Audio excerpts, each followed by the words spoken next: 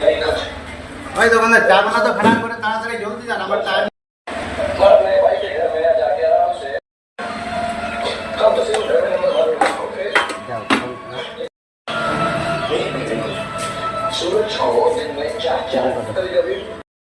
না চা নাও, খেয়ে টাকাটা দিয়ে যাবা। চাটা খুব ভালো হয়েছে, চাটা মিষ্টি ঝিউকা আছে, চাপাতি ঠিক আছে। কোথাকার চাপাতি এটা গো? চাপাতিটা কোথাকার?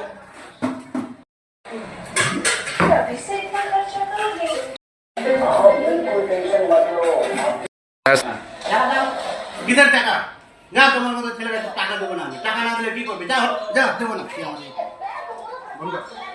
বন্ধুরা, আমরা এখানে চায়ের দোকানে ছোট্ট করে কমেডি করলাম। এই ছোট ছেলেটা চায়ের দোকান করছে, এরকম কত গুন্ডা মস্তান বেওড়া লোক এসে ধুমকি দেখায় চা খেয়ে চলে যাচ্ছে।